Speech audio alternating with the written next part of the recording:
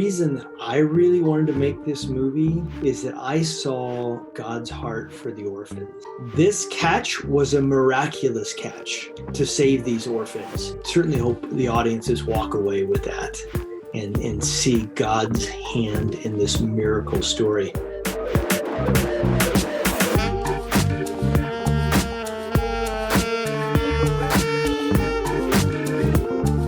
You are listening to the Act One podcast. I'm your host, James Duke. Please remember to subscribe and leave a good review and share our little podcast with your friends and maybe your family, particularly that one uncle. That would be great. Our guest today is producer Darren Moorman. Darren is a veteran film producer and the head of Reserve Entertainment. He has worked with studios that include MGM, Lionsgate, and Paramount Pictures, where he made Same Kind of Different as Me, a film based off the best-selling book with the same name. The film starred Renee Zellweger, Greg Kinnear, Diamond Hanju, and Jon Voight. And that was followed by the theatrical releases of the films Indivisible and Run the Race. Darren also created and produced the television program Mark Hamill's Pop Culture Quest with Lionsgate. His latest film, Blue Miracle, starring Dennis Quaid, premiered on Netflix May 27th and tells the true story of some orphan kids in Mexico who partner with a washed-up boat captain for a chance to win a lucrative fishing competition to save their orphanage. Darren and I speak extensively about the making of Blue Miracle and even a little bit on his own personal manifesto, all of which I think you will really enjoy. Darren, welcome. Thank you so much for joining me today. I'm excited to have this conversation with you. What a treat. Thank you for inviting me. For sure. Excited to come and chat with you and talk about the movies. We have a lot of mutual friends who have always sung your praises. And they're always like, have you talked to Darren Moorman? Have you talked to Darren? I'm like, no, I haven't talked to Darren Moorman. And then I interacted with you a little bit at that thing that Hani did last year and was really impressed and just have kind of followed your career, obviously, from afar.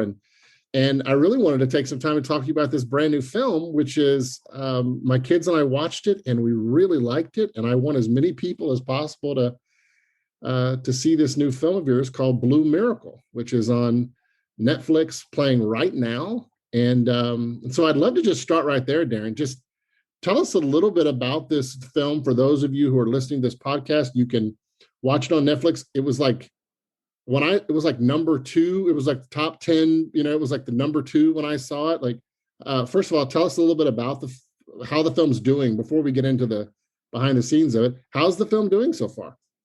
Well, thanks for the kind comments about the film.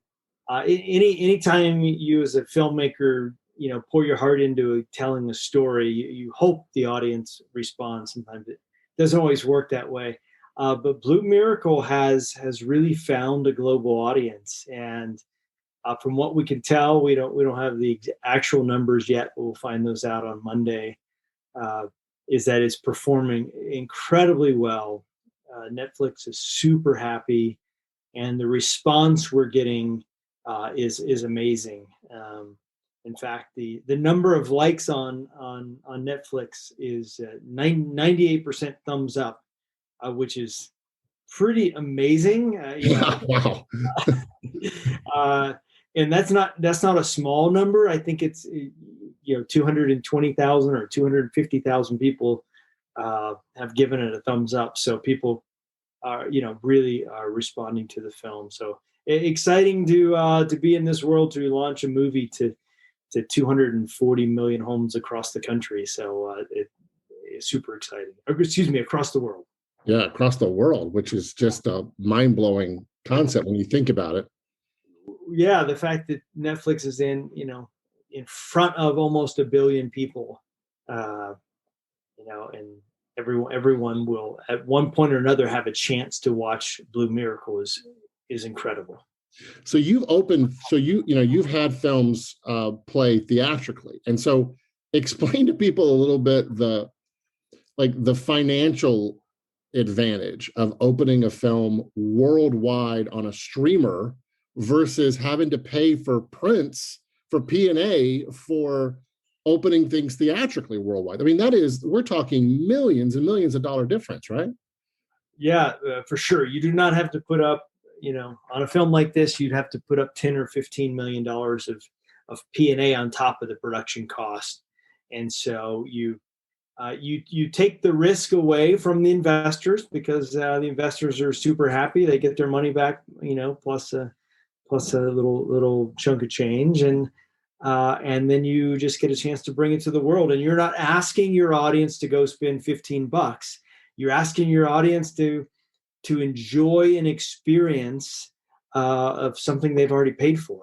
So it's unique. You also miss some of the magic of being in theaters as well. But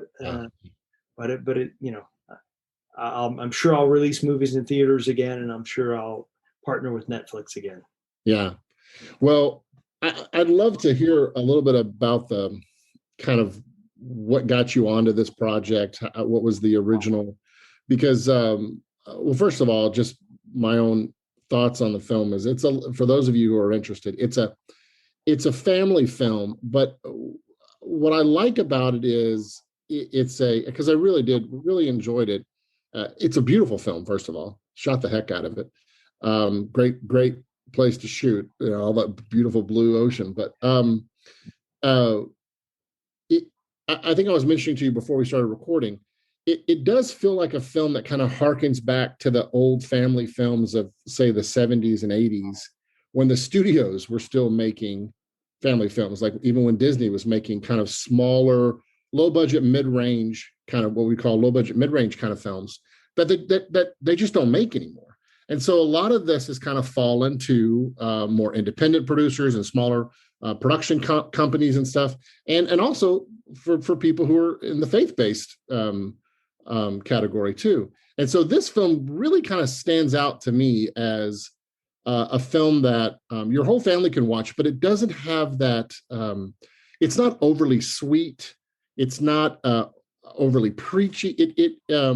There's a lot of warmth to it. I might have gotten emotional at some point. I will neither confirm nor deny. Father-son stories do get to me, I must admit. But so anyway, I just wanted to sing your praises on that and to the filmmakers. It is definitely a film that when people hear this, they should spend some time watching it with their kids, because it's I guess, is it PG-13? But it's kind of like a soft PG-13. What would you say? Yeah, it's like a PG-13. It feels more PG than PG-13. I mean, here's the thing. You deal with subject matter that maybe you don't typically see in a family fare. However, I think that's part of what elevates it, if I'm, just being honest with you. I think that the subject matter you guys deal with in a really nice way. Yeah, well, thanks so much for saying that. The story about how we made the film is that, so I produced a movie called Same Kind of Different as Me. Mm-hmm. And I did that with Mary Parent, who now runs Legendary. So she was at Paramount Pictures at the time, and she kept saying to me, "Hey, you're going to love my husband." And so when we got back to LA, Javier Chapa and I, her husband, we played golf, and sure enough, we hit it off. We started just hanging out, and just a great guy. And he's like, "Hey, I'm really focused on the Latino audience," and we just started talking about, well, let's go after a project together, and as I've coined it, a Latino feel with U.S. appeal that has just a subtle God thread through it, something for the faith audience. And so we happened upon this, this news article, this crazy news article about these orphans who win this amazing tournament down in Mexico to save their orphanage. And so he and I partnered up and got the life rights and started on the journey to making this incredible film. And so, is it when you found the article, did someone bring it to you, or was it how did you actually find the article? I know Javier and I literally set out to go find these kind of stories. Wow. And so we just started looking at books and articles, and so it's just really a neat. So you tell the film through the eyes of, I'm forgetting the main character's name. Omar. Omar. So you tell the story is told primarily through the eyes of Omar. Was it when you guys read the article and you knew you had something there? What was your due diligence from that point? We've got a lot of producers and wannabe producers listening to this podcast. What was your due diligence with that? Did you fly down there and meet with Omar? Was there a book? Just curious how that went. Yeah. So Omar is fluent in Spanish and doesn't speak English very well. And I'm fluent in English and don't speak Spanish very well. So fortunately, Javier, my partner on this, is fluent in both English and Spanish. And so we started talking with Omar, and you realize that in an orphanage setting, it's super complicated to figure out kids' rights and those kind of things, because they don't really have parents that can sign on their behalf. And so we really had to focus on Omar's journey, and that was why we did that. And then, so we had this Latino field U.S. appeal, and so we needed an American boat captain, a salty boat captain, and so that's where Dennis Quaid comes in. And one of my favorite lines in the script is when Dennis says, "I hate orphans," and that sort of sets up his character. And so you have this salty boat captain who needs to win a tournament, and his only way to do that is to actually partner up with these orphans to participate in the world's biggest fishing tournament. We didn't dig into too many of the details, but it's actually $75,000 to enter the tournament. Wow. And so it's impossible for a group of orphans to ever compete in a tournament like this. And that's what makes it so miraculous. Wow. And we didn't focus on the best fishermen in the world, but that's who they were competing against. Uh-huh. People from all over the world come on their yachts and drop down big money. And we didn't focus on that part of it. We really wanted to stay in the human element of it. And so that was our, it was an incredible project, and to film in the Dominican Republic was beautiful. To film on water was amazing, and one of the hardest things ever as well.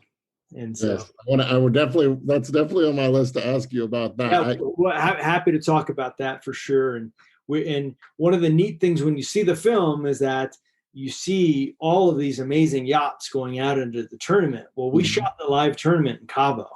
Wow. So we were able to partner up with the Bisbee's Black and Blue tournament and actually shoot the live tournament, which was incredible. Yeah, that was production value. You can't afford that in most cases, even in $100 million film with all these yachts and all that stuff. So shooting on location, it's a beautiful film. It's beautifully shot. The director, this is his second feature. Is that right? That's correct. Julio Quintana, fantastic director. His second film. His first film was a pure indie, literally a pure indie. And one of the things that he loves to talk about is the fact that, I think his grandmother got up and walked out of the movie and said, "This is so boring." And, it was just a pure indie film. And so, the great thing about Julio is he wasn't a safe choice for a family film. And I think that's what makes this stand out a little bit. It didn't go to any of the safe places. And Julio is now grateful that millions of people are watching his film and actually enjoying it. So, I've seen his first film, and yes, it's very let's say meditative. It's very meditative. But yeah. So on that though, I agree with you. There is something about his instinct. I noticed, he really liked a lot of, and I remember from his first film, he likes a lot of those he likes the camera up close and personal on the actors. He likes the camera to kind of be in the moment with the actors, which was kind of fun and interesting, very different.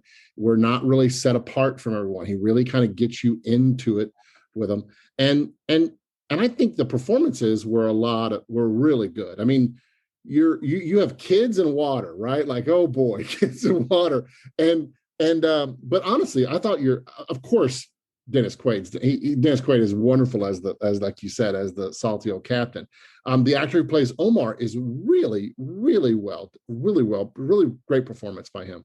But I was also pleasantly surprised by these kid actors. You had some wonderful performances in that as well. And so I tend to give the director a lot of credit for performances, but so clearly he likes working up close and personal, it seems like, with these actors. Yeah, no, we were fortunate to get a great cast, no doubt. And some of the kids are actually, they're already stars, on shows and different things like that. So, oh yeah, don't worry. My kids were pointing out to me who was what. Yeah.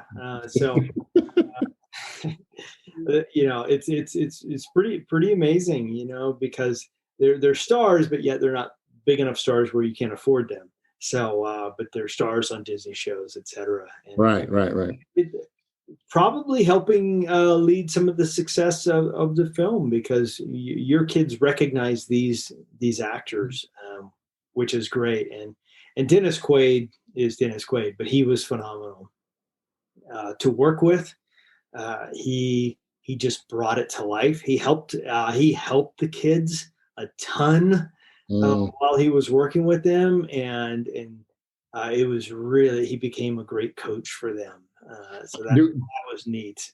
Do any of the actors have deep sea fishing experience, or were they all novices?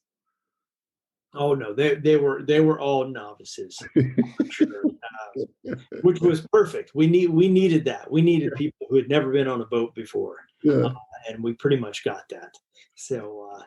So when you were first developing the screenplay with Chris Dowling, right? So Chris Dowling wrote the original draft of the screenplay, and I had worked with him on a film that I did called Run the Race. Yep. Okay. That Tim Tebow co-financed, and so Chris had written and directed that project for me.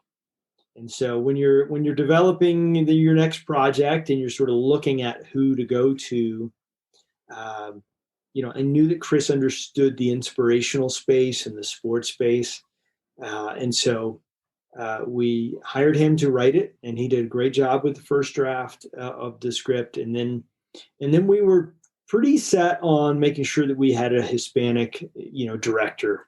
Yep.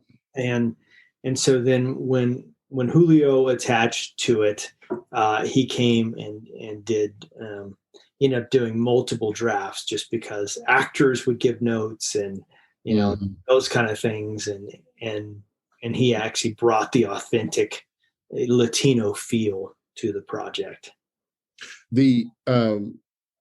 So with the screenplay, as you were developing, because it's based on a true story, what are some of the maybe pitfalls that you had to hurdle, or things that when you're because you've done a couple of projects based on a true story, yes. So there's always some things there where maybe you have to play with timeline, or certain characters you have to combine or something, just for the sake of to serve the story better. You only have 2 hours. So I'm just curious, in the development phase of the screenplay, was there anything significant from the original true story that you guys made, and maybe any kind of significant changes, and why? Well, I hate to say this for people who haven't seen the film, but the Captain Wade character is a made up character. Okay. We needed an American, boat captain. We needed a U.S. star. That's how these movies get made. Yeah. And so we created his storyline to really texture in also the father-son part of it, and because I too am a sucker for father-son stories. I mean, you name it, How to Train a Dragon, October Sky. I mean, the list is long. I love them all. And so, so when you see the film, that's one that, that we had to create, because we needed something to help Omar along his journey, and to keep us wanting to come back to that boat too. When you went to cast that, was when you guys were, or I should say, when you were writing that, and you were thinking about this character, and you were like, okay, I need an actor. We want a U.S. actor. Was Dennis Quaid always kind of in your mind? Was he one of several people, or? Dennis Quaid was always front and center. So part of our funding came from Endeavor Content, William Morris Endeavor, and Dennis is repped by William Morris. So it was, he was front and center. He wasn't available for a season, and so we did talk about other names. Okay. And we actually ended up, I'm not going to mention those names, but we actually ended up talking to those other names, or household names, just like Dennis. Mm-hmm. And they all love the story, because you can't help but love the story. But when you're a household name and you're a big star, you want the movie to be about you. And right. So they saw different ways into the story, which included complete rewrites, and how does the fishing captain show up on page 1? And so although we enjoyed those conversations, and some of their notes helped us probably get to the script, that when Dennis read it, his response was, I had the same feeling when I finished this script that I had when I read The Rookie, and I just knew I had to do it. And so as a filmmaker, that gives you some chills, right? You just like, that's what you hope a movie star, responds to, and how they feel. So, yeah. Well, it's a really interesting. It's really fascinating to me that you guys, created this character, because when I think about the film, Omar, the thing about true stories is, like I said, you only have 2 hours to tell this guy's story. And essentially what Omar is going through, he's pretty saintly, right? Like he helps orphan boys, so it's like, how are we going to have this huge character arc growth for him? Because he starts out like you're so for him from the very beginning of the film. You are for Omar. So Dennis Quaid's character is interesting, because he kind of presents that alternative for the audience, to kind of like for Omar's character to bump off of, who presents an alternative to his worldview. But what's interesting about the character, and I'll just say this and like get your feedback on it, is you guys created a character that probably in the hands of a lesser actor would have not worked at all, because he has to be both a bit persnickety and salty, and even at times downright not nice. And yet, it's because it's Dennis Quaid, you still really like this character. Yeah, there's no other way to say it, but he threaded the needle on his character choices. Mm-hmm.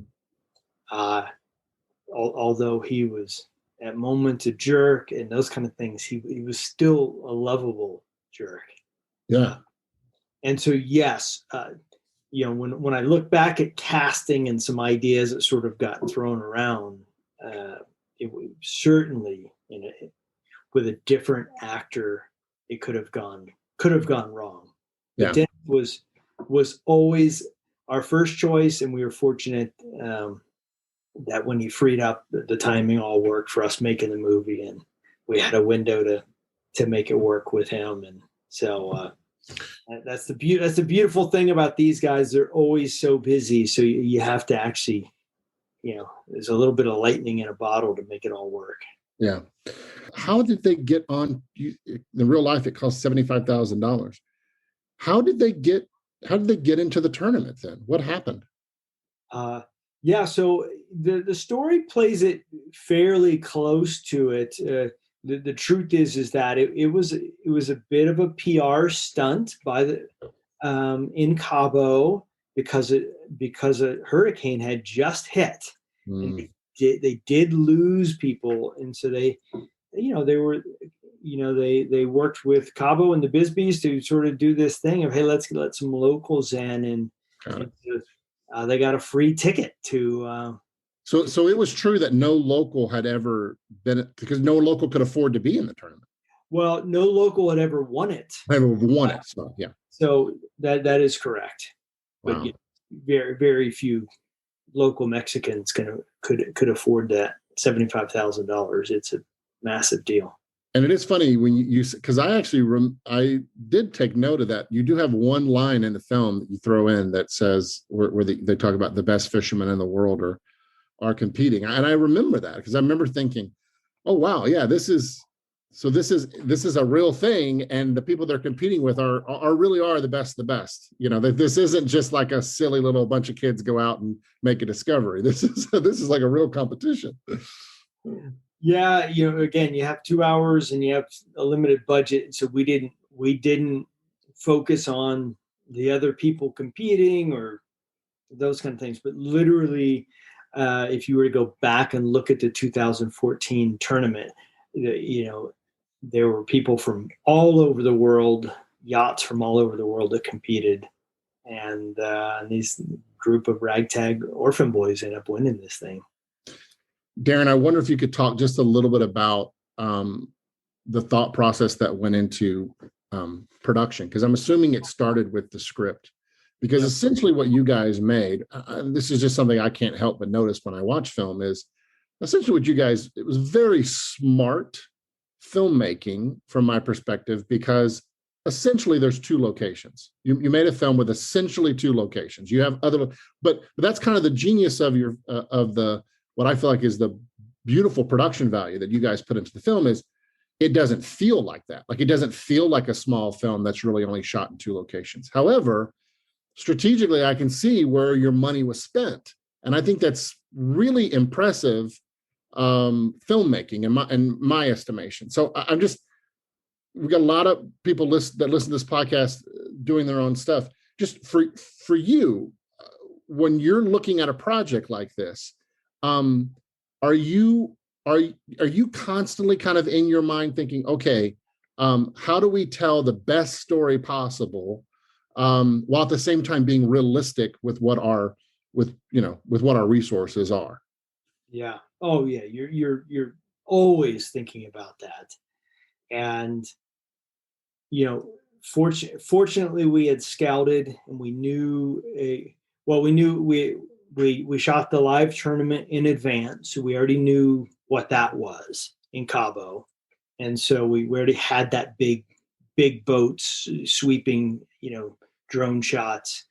So we already knew we had that, and then we had to go to a place where there was a water tank, and in Mexico at the time was not really a doable deal for us because although we had a nice size budget, because obviously people like Dennis Quaid cost a lot of money, so we didn't have big studio money, which is unfortunately what it requires to go to Mexico, because you have to have tremendous amount of security and sadly kidnapping insurance, and so the Dominican Republic ended up being a great place because they have a water tank, they have great rebate. They just had some things, and it looked similar enough to Cabo.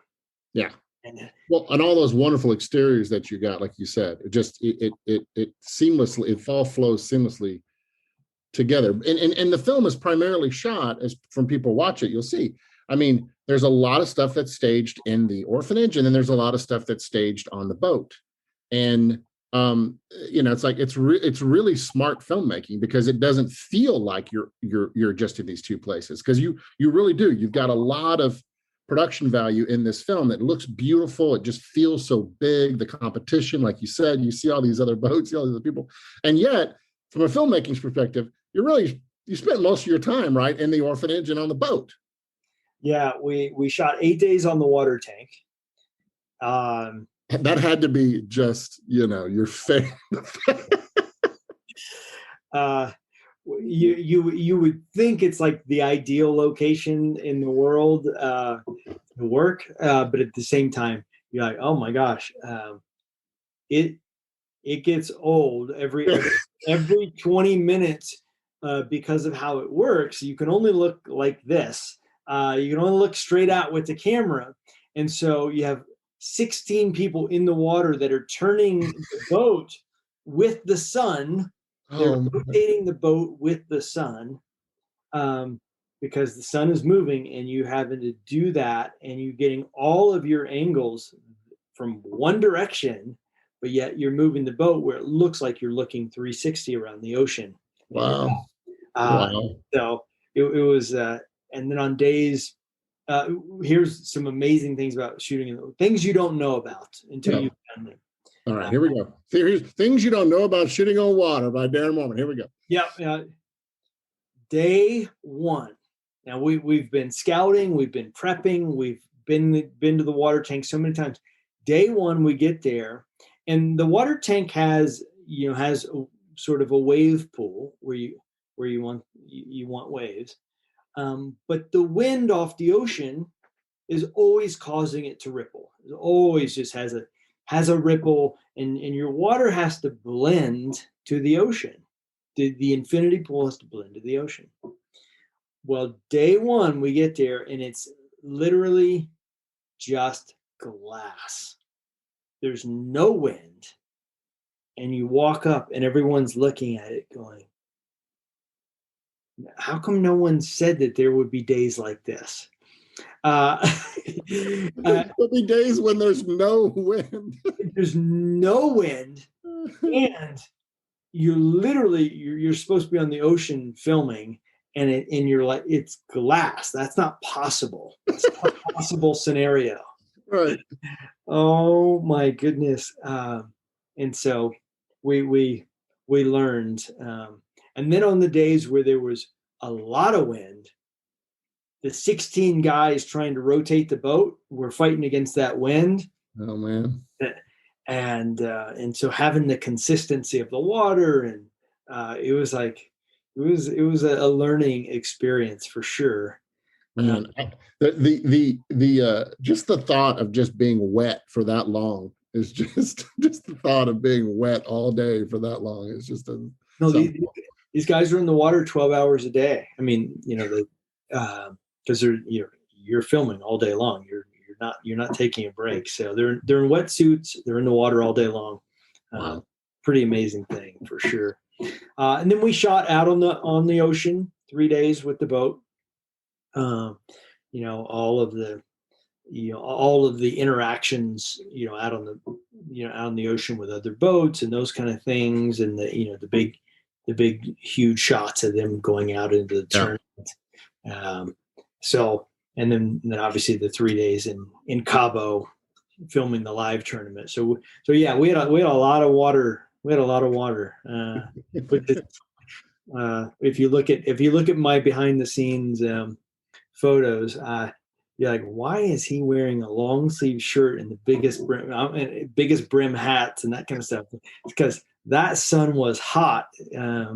You forget how hot it is all day long. And all day long, yeah. And I'm a gringo, so I was getting cooked. So this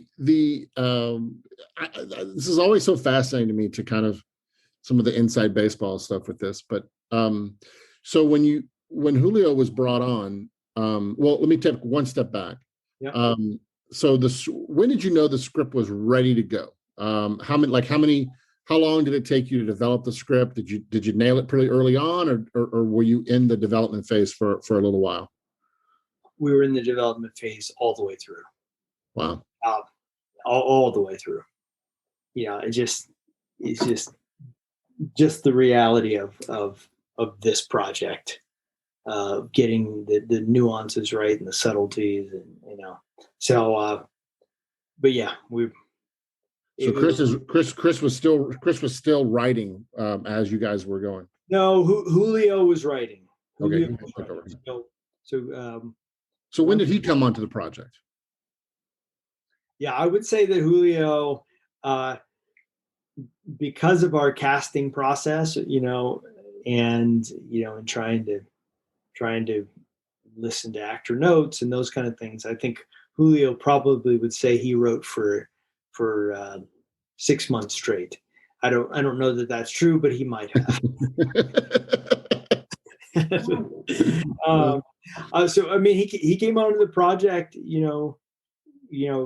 when you have a script, and then we were able to get some financing. Then it was about, you have to get a director. So it was about who's the right director. Talked to lots of directors, and so let's unpack that just a little bit. When you were looking, because you have hired directors, what is your process for hiring directors? What are you looking for? And I know each project is different, but are there some insight you can give us in terms of what you look for when you're looking to find a director? Because it's kind of an important role. Yeah, it is the important role. So I'm looking for a collaborator. There are some directors that they're just, if you work with them, it's their deal. But I, I'm a storyteller. As a producer, I'm a storyteller. If you spend a year developing a project, you don't want to just hand it over to a director and say, see you at the premiere. I'm on set. I'm with them every take.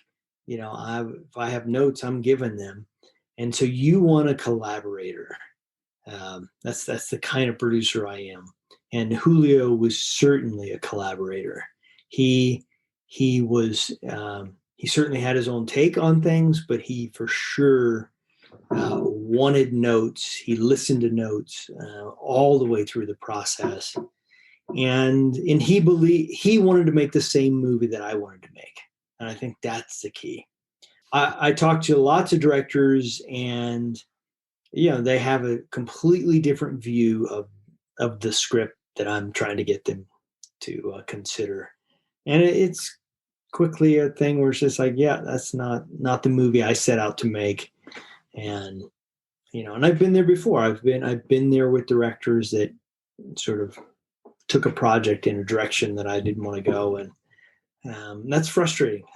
So keyword collaborator. That's who I'm looking for.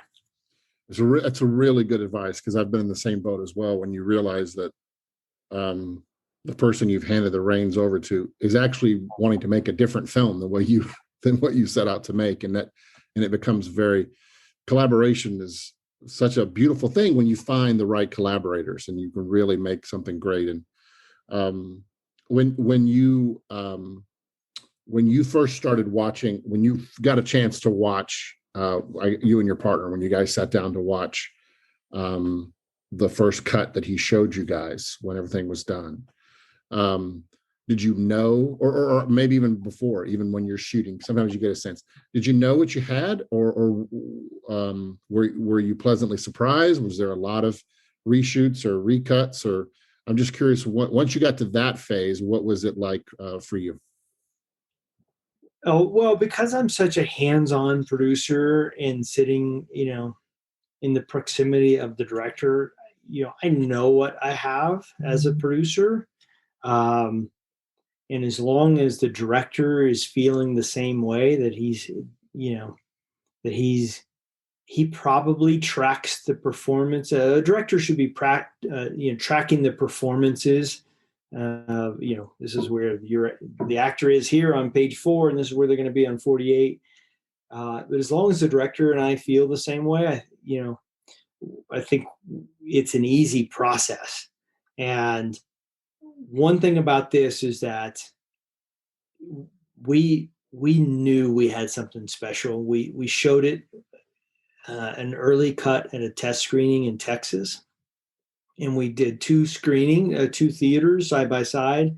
One sort of just a family audience, and then 2 the Latino audience, and it was rave reviews coming out of both. Wow. Now, at the time, we thought we were going theatrical. Right. Now, that test screening was like in March. It was in March, like 2 weeks before the world shut down. Wow. But we knew we had something special, and so we didn't do a lot. One of our other producers, who's also a marketing guy, we all sat around and we tallied the results, and the scores. The scores were really good. We knew we had something that was pleasing to an audience. And the beauty about what the marketing guy, Ben Howard, said was, he looked at Julio and said, "Hey, these scores are really good, but let's also look at all the notes, because what we want to do is let's move the 92s in the boxes. Let's move them to 96s. So let's not be settled here, and let's go and tighten it up and really pay attention to what all the, because we probably had 300 note cards. And so we just went and tightened it up, and then we had, by the way, we had 650 visual effects shots, so that were not in the movie when we tested it. Wow. Wow. So anything you saw around the fish wasn't in the movie. Anything you saw, and the boat, because remember, every time you locked down the boat, you had ropes coming off the boat. And so everything had to be painted out. And so it was, but even without that, we knew we had a special film. And then as the world remained shut down, we all decided to say, you know what, let's forego theatrical. Although we all felt like we had a big hit on our hands, a big box office hit. And, we're just like, well, let's go see if a streamer will respond to this. And I had been developing a relationship with someone at Netflix for multiple years, because I've had several films on the platform. I did a film years ago called Unconditional. That was at the early stage of Netflix and was a big performer for them. And then Same Kind of Different as Me was on Netflix for quite a while. And I know to be a good performer for them. And so I went back to them with this film, and fortunately this woman championed it, and we got a deal done that everybody was excited about, and we launched last weekend. When you guys were paused, like the rest of the world, because of COVID, and you were deciding, okay, we want to pivot here and not do theatrical and do a streamer. When you're making that decision, what aside from the obvious thing, which is just getting it to the audience, right? So we understand that, but I'm talking about from the inside perspective.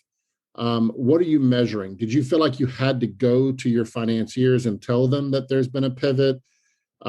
Did you guys as a team have to come up with almost like a new business strategy on this in terms of like, okay, what's the financials going to be? Like, I'm just curious, or maybe you already had that and you just kind of pulled that out at this point, but I'm just curious, what was kind of the, obviously you don't have to give us numbers, but what was the real life decision-making process in that? Like, what were the steps before you eventually started going out to streamers? Well, first of all, in this scenario, we had a major, investor in Endeavor Content, and so, they're a true pro in the industry, and so we didn't have these conversations separate from them. Every conversation was with them, and and it was a tough one, because as a filmmaker, you dream of your blockbuster. And the filmmakers all walked out of the test screenings going, there's something super special here, and this feels like the one that has the chance to really be a breakout, because we know that the Hispanic audience is over indexing at the time in theaters, and we felt like we just threaded the needle on all of those things, that the faith audience would respond to it. And did you have some potential partners possibly lined up or ready to go? Like, were you close to theatrical, or maybe before you made this? No, because when the world shut down, no studio would look at projects, because they can't make offers on projects, because when they make you an offer, they say, okay, we're gonna put up $10 million of P&A and we're gonna release it in October. And when they don't have sort of that view of when theaters are opening back up, wow, there's not even a conversation. Not even a conversation. Wow. It's just it's a tough. So did you go right to Netflix, or did you consider did you talk to anybody else, or was this like you said, you had already started fostering a relationship with them? So obviously my team, we all have relationships all around town. My strongest relationship was at Netflix. So I went straight to Netflix, and the team, we went to Disney and Amazon, et cetera. So, but it was clear that it was Netflix. So, and they're great, and they're a fantastic partner. For those that are wondering, okay, how did Darren get a movie on Netflix? The most important answer to that is relationship, which I don't think half the people who are not in the business fully understand the importance and value of developing relationships over an extended period of time in this industry. But the kind of practicality of it, the practical side of it, did you? It was during the pandemic, so I'm assuming there weren't any screenings set up. Like you literally just sent them a digital file to watch. Was that what happened? Yeah. Which goes against everything you ever want to do. Exactly. We used to teach to never do that, right? And now that's what. Because your worst fear, because you create a movie, and when you see this movie, it's so cinematic. The colors are so amazing, and the color palette that we chose is really meant to be experienced. And so your worst fear of going, you want to be the jerk that says, please don't watch this on your phone. Right. just please project it onto your big screen, because I'm sure you have one. But you don't know. You don't know. And if you can, turn off your phone and shut off the lights. And yeah, and because you get surprised. Like I'll be surprised. I'm surprised that Disney didn't come make a big offer. They have so many other Dennis Quaid type movies and other movies that. And I look at their slate, because my kids, love some of the Marvel stuff, and it didn't, they didn't jump at it. And listen, I'm grateful that Netflix did. Yeah, I mean, it was a mistake on their part, and Netflix saw what I think many people are seeing now, which is, once again, you've made a film that families can watch together. So I have an 11-year-old and a 9-year-old.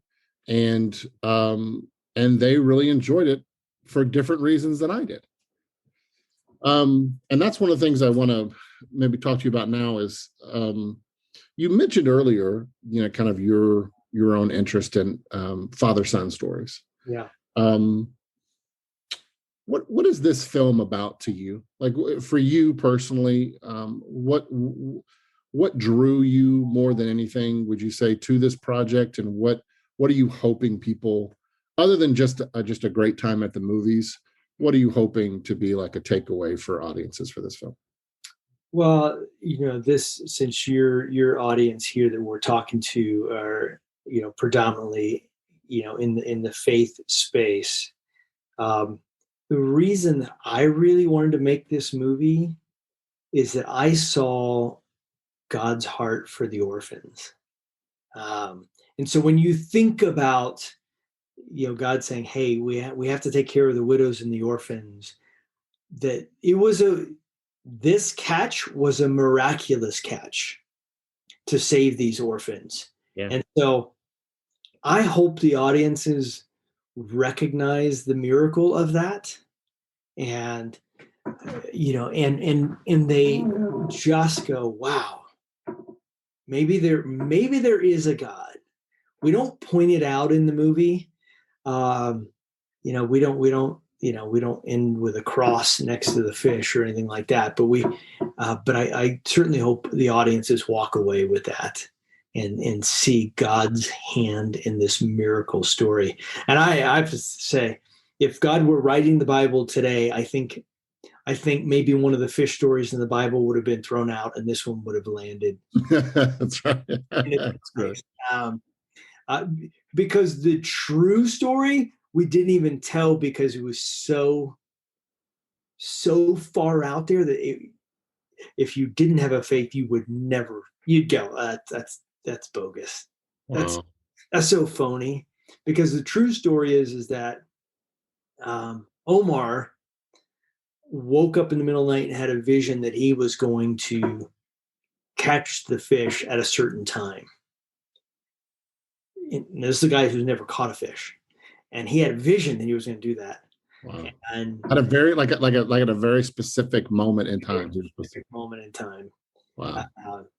And the true story is that the fish didn't bite the hook. The hook caught the side of the fish. Wow. And so when you sort of look at the true story, you go, yeah, that's all God. God did that. But as the father-son stories, I like the movie Taken. For me, having kids, the movie Taken, the first one, the second and third, and however many more they've done. But the first one was the most amazing sort of father daughter story. And when you think about God's heart for his kids, that he'll stop at nothing to get us, I just get moved by those kind of things. And in this case, that's what I hope audiences see and feel after they've been entertained and maybe gotten emotional and all of that stuff, and hopefully laughed along the way. I've seen a lot of the films that you've been a part of and have created and produced, and I clearly there's some films that have a more overt, and then there's some that obviously have, like this film, a much more kind of subtle inferences to God and God moving in people's lives and things like that. Is that one of the reasons? Is that one of the things that got you into the business? Like, what got you into filmmaking? Was it to tell God stories, big and small? Was it something else? What got you into film? Yeah, so I want to answer that in a couple different ways. Yes, I do have some that are more overt in their faith, and in the way that I sort of position my films, if they're a lower budgeted film and you can't afford a Dennis Quaid, and then you have to be really very specific and targeted at who your audience is. And that faith audience prefers a little bit more overt. And so Run the Place in Tim Tebow, I pushed that as subtle as I could push it. And at the same time, hitting Tim Tebow's brand, the guy that wore John 3:16 on his cheekbones, and say, right. You have to, you have to sort of have a target that you're going after, and you have a limited budget, and you just know you got to do it in a certain way. Yeah. And so to come back and answer your bigger, well, let me say, and then when you're doing a bigger budget film, my opinion is if you can afford a Renee Zellweger and a Greg Kinnear and a Dennis Quaid, then you have an opportunity to go to a bigger audience based upon sort of who's going to be in your trailer. So you have an opportunity to go to a bigger audience, and you don't have to be quite as overt in your faith. Although all of them I do want to have a subtle faith thread through. It's important to me. And I moved to Hollywood 20 years ago, and one of the things that that I did was just learn how to produce movies. I worked for MGM. I was a PA. I sort of just learned as I went. And after about 13 years or so in the business, I really felt prompted to write a manifesto. And so I had this Jerry Maguire moment, and I wrote this manifesto, and that's really been a driver for me as far as what I've done in the past 7 or 8 years. Wow. And so out of it was birthed my company, Reserve Entertainment. So I went from being a guy that got hired to a guy that was, I feel like I have a vision for what I'm supposed to do. Before the manifesto, were you like burned out and like one foot out the door at that point, or were? No, but I was not fulfilled, sitting at premieres with movies that weren't really mine. I just got hired to do, and you don't have as much influence Yeah. as the guy who goes and gets the story and develops it and hires the writer and the director. That's where you can have your real influence and fingerprint on the story. What led to the manifesto? I don't know if I've ever heard anyone doing that. What led to that? Just my journey of going, okay, God, like Liam Neeson and Taken, I have a certain set of skills, but what am I going to do with those? Okay.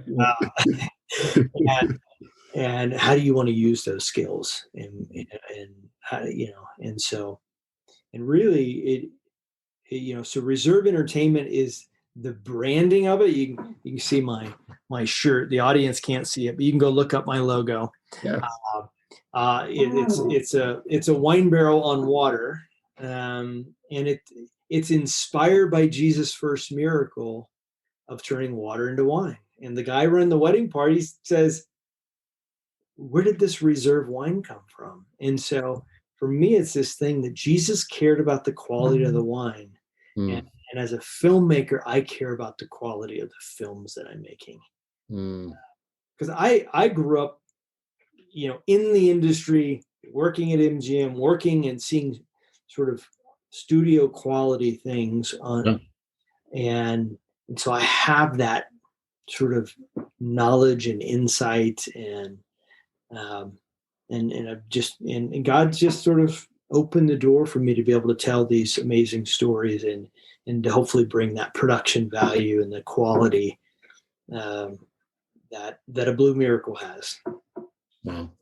Same kind of different as me was a very popular, well-known book before it became this wonderful film. And so there was quite a journey that I think you guys took for that film. I know a lot of people who are listening to this are fans of that film, and they're aware of it. They're aware of the book. How did you get involved in that project? What was the impetus for that? Well, I had actually read the book before the manifesto, and I was really inspired by the book. And when I wrote my manifesto, in really thinking through the kind of stories that I felt like God wanted me to tell, same kind of as me, was actually the top idea that I had. It's like, hey, if I could tell this story, this will be, a fingerprint for Reserve Entertainment, so to speak. These are the kind of stories I want to be known for. And so that was literally at the very top. When I say the top of the manifesto. And so, fortunately, God just sort of opened the doors in an amazing way. It was all very hard. It was very difficult film to get made. But God did it. I don't know how else to say that. Against all odds, I traveled around the country, raised money, and then got Mary Perrin at Paramount to say yes, and Paramount co-financed it. All of it has been a flawed journey, but I think at the end of the day, it's a story that has the people that have seen it have been really moved by the film. Yeah, absolutely. So being that was your first film post Manifesto, Yes. um, what was different? What I'm curious about is personally, like in your own kind of personal walk, not career wise, but your own kind of personal faith and your journey as a man. What kind of changes have you seen in yourself? Yeah. So, I will say that I've seen God's hand be so faithful. When I wrote the manifesto, and said, "Okay, I'm going to go do this," it created this line in the sand of, I'm going to go do this, which means I'm not going to go do that. And so I actually went, after writing that manifesto, 18 months without a paycheck, passing up on two other, highly paid producer jobs. Wow. And so, but I think what it's done is it's given me the courage to go do this and to go chase big stories. And I'm in the middle of a bunch of really big stories that I can't wait to bring to the world, but I won't share those at this moment. But so I think God's faithfulness has just given me incredible courage to go and to do this. And so, How much would you say to an emerging filmmaker, courage is needed in this business? If they're going to try to go out and they're going to try and produce films and make films, do I often find that there's a mixed bag of we get some who are so unsure of themselves, they don't know who they are, and so they struggle with trying to find projects to work on because they don't even know they don't even know themselves well enough to know, maybe I'd be able to identify what a good story is. And then you have people maybe who are just probably filled with maybe more confidence than they should be for whatever reason. And they tend to maybe at times be difficult to work with, and because they think it's always their way or their highway, and they maybe don't like to collaborate. But for those in the middle who are kind of in the middle there, what are some attributes that you would say they need kind of in their career going forward? How would you describe what a good emerging filmmaker producer needs in order to make it in this business?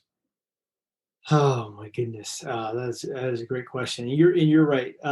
So many. I'm going to do a little sort of point on one of your comments. Is so many first-time filmmakers have this arrogance. I think it's a false arrogance, and so I've sworn off working with first-time directors. I won't do that because they might come in a spirit of humility, but at the end of the day, this arrogance comes in over them. Yeah. Because this business is very sexy and alluring and enticing, and so you have to be grounded in your faith. Since we're talking to believers here, if not, you can get swayed by this business in a huge way. And Christians deal with fear too. I mean, this business is just full of fearful people. Listen, it's real. So, but I also think that you like with me with my manifesto, I needed to know what I'm supposed to do. Because it's not like, okay, I went to law school and I'm gonna be a tax attorney, or and you focus in on a very laser. When you're in the film industry, you gotta find out who you are and what, and it's like every other business. Yeah.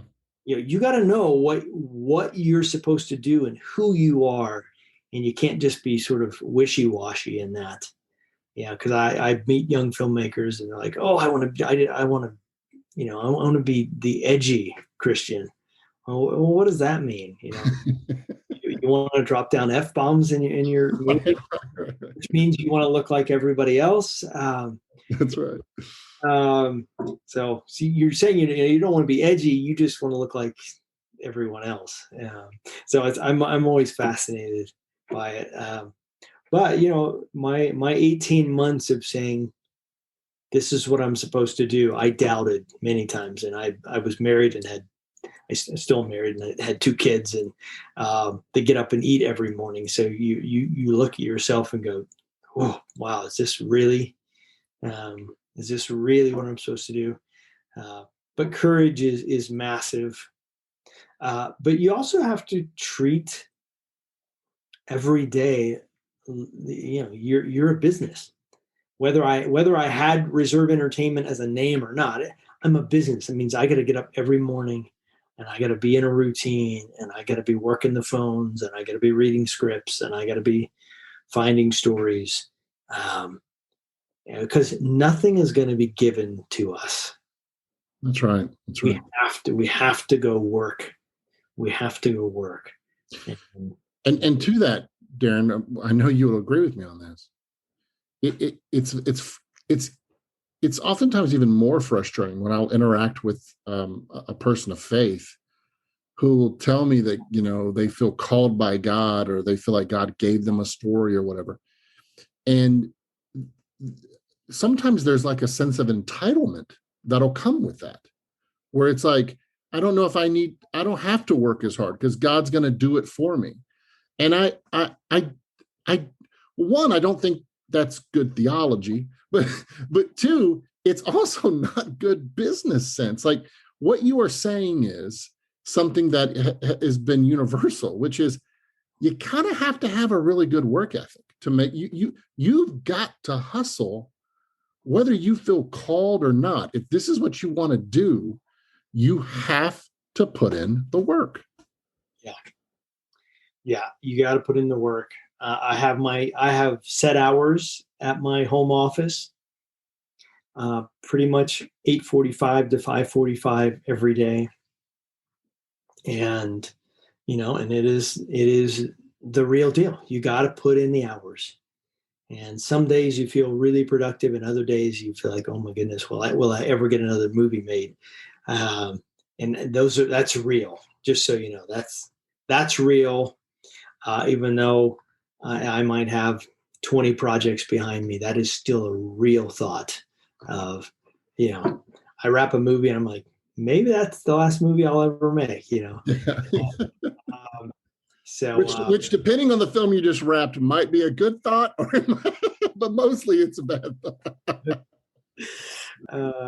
But I'm pretty sure that's my, my own internal self-doubt, and I have to come back to that courage thing of, what am I supposed to do? What stories does God want me to tell? I think that's the key. And you're a husband and a father, and what have you put into your life as a man of faith to protect you? Because we all have those seasons, right? We all have those moments where we doubt. The fear will wrap us up. Maybe that was our last job. Maybe that was our last film. I can't seem to break this script. I know the idea is great, but I can't seem to crack this script. Or I have pitched. I've pitched 50 times. No one's buying. These are all real life things that those of us in the business go through. For you personally, what have you placed maybe around you, or where has God placed things in your life that help you through those kind of down moments? Yeah, great question.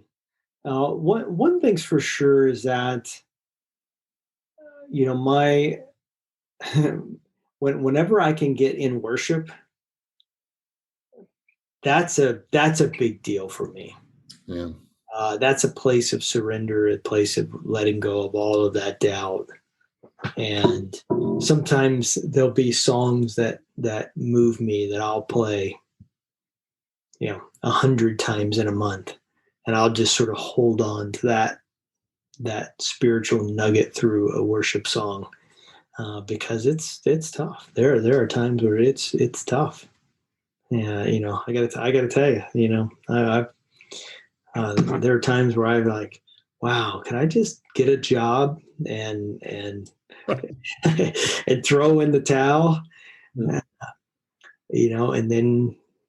then God opens up an opportunity to make Blue Miracle, and Dennis Quaid says yes, and you're reminded, nope, God's not done, and he just wants me to trust him along the way, which is the reality of it all, is that I just have to remain in a place of trust.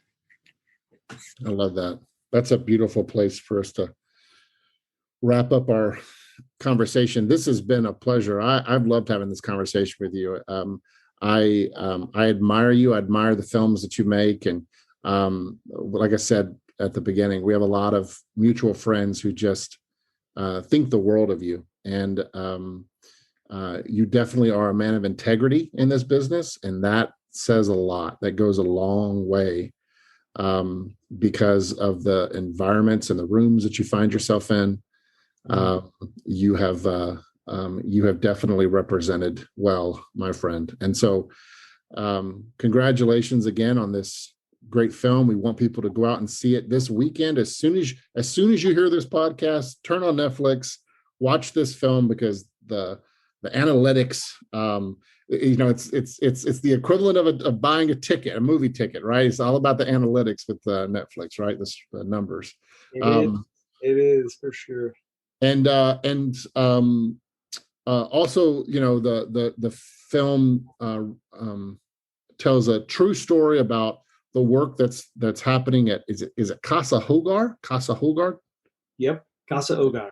Casa Hogar, which I'll put in the link information. You can actually financially support Casa Hogar and the work that they're doing there, which is also kind of a beautiful thing that you can participate in, and that the film helps shed light on the story of orphans and fathers and sons and daughters. And so thanks again for just this fantastic time, and just so grateful to you for the chance to be able to talk to you today, Darren.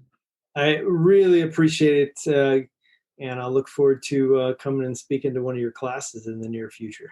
Yes, absolutely. Love to have you. If it's okay, I'd love to, I always try to end our podcast by praying for our guests. Would you allow me to pray for you? Absolutely. All right, let's pray. Oh, Heavenly Father, just thank you so much for today, and just the opportunity to speak to Darren. And God, I'm so grateful to him. I'm so grateful for just who he is. And God, I'm so grateful for just how committed he is to tell great stories well, to tell good stories well told. And I love what he says, with a thread of God there throughout. And God, I pray that you would continue to give Darren opportunities to tell those stories. I pray, God, with all the future projects that he's developing, that he would have partners and collaborators that would join him in telling these stories and getting them out to the largest possible audience.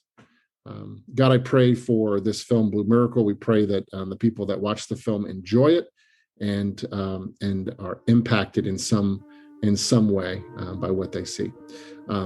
Thank you for Darren and who he is, and just pray a blessing upon his family and his work. And we love you, God. We pray this in Jesus' name. Your promises we stand. Amen. Thanks for listening to the Act One podcast, celebrating over 20 years as the premier training program for Christians in Hollywood. Act One is a Christian community of entertainment industry professionals who train and equip storytellers to create works of truth, goodness, and beauty. To financially support the mission of Act One, or to learn more about our programs, visit us online at actoneprogram.com.